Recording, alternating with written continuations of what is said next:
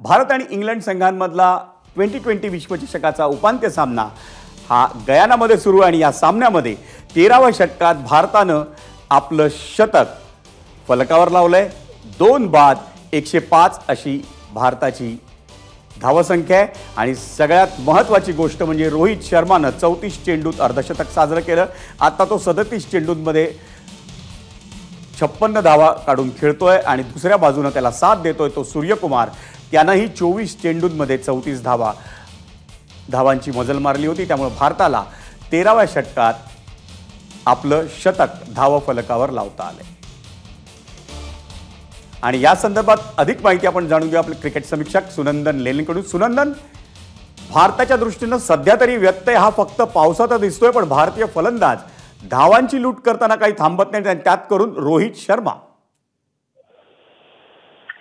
विजय, कठीण खेळपट्टी नाहीये पण सोपी नाही फलंदाजी करायला। त्याचा विचार करता या दोघांनी आत्ता टाकलेला गिअर हा लक्षणीय आहे, कारण सॅम करनच्या एका ओव्हरमध्ये चांगलंच त्याला धोपटून काढलंय। शतक पार झालेलं आहे धावसंख्येचं आणि 8 धावांची सरासरी सातत्याने राखली आहे, ही गोष्ट खूप चांगली आहे। सुनंदन, आत्ता या सामन्यातली जी स्थिती आहे याच्याकडे आपण कसं पाहायचं? 13 षटकात आपण शतक तर पार केलेलं आहे, शतकासाठी अजून 7 षटकं उरली आहेत, पण इंग्लंड हा संघ देखील भारता इतकाच तगडा आहे आणि त्यांच्याकडे पण मॅच विनर्स आहेत, अगदी सखोल फलंदाजी आहे। सत्य बोललास विजय, मला तरी असं वाटतंय जे जाणकार भेटले त्यांनी हे सांगितलं की 160 धावा या फलकावरती लावता आल्या तर त्याच्या पुढे समोरच्या टीमची अडचण वाढू शकते। भारतीय संघाचा तोच प्रयत्न दिसतोय। 20 ओव्हरीत 160 धावांच्या पुढचा स्कोर करता आला, 180 धावांच्या जवळ जाता आलं तर इंग्लंड संघावरचं दडपण वाढू शकतं, कारण आत्ताच्या घडीला तरी स्पिनरनी टाकलेल्या ओव्हर्समध्ये कमी धावा गेल्या आहेत, जे भारताच्या दृष्टीने सुलक्षण आहे। त्यामुळे आत्ताच्या घडीला 2 मुंबईकर जे झकास फलंदाजी करतायत त्याला खूप महत्त्व आहे। सुनंदन, 13 षटकात 2 बाद 110 दोघंही मैदानात आहेत, पण एक प्रश्न अजून सतावतोय तो म्हणजे या सामन्यात सातत्यानं पावसाचा व्यत्यय येतोय। हा पावसाचा व्यत्यय आणखी पुढच्या काळात देखील चालू राहिला तर या सामन्याला आपल्याला रिझर्व्ह डे नाहीये, हा सामना कशा पद्धतीने निकाल लागू शकतो?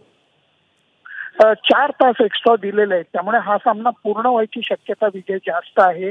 आणि मला अंदाज करता असं वाटतं की जर जास्त ओव्हर पावसाने गेल्या समजा चुकून तर त्याचा फायदा समोरच्या दुसरी बॅटिंग करणाऱ्या संघाला होतो। 4-5 ओव्हर जर काय पावसाने गेल्या कमी झाल्या तर त्याचा फटका दुसरी बॅटिंग करणाऱ्याला पडतो आणि भारताला त्याचा फायदा होऊ शकतो।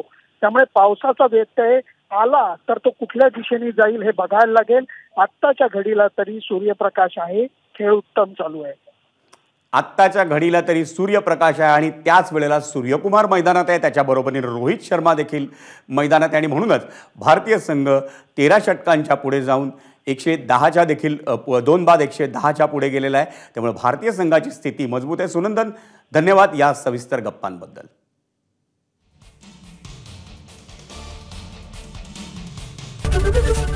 एबीपी माझा, उघडा डोळे बघा नीट।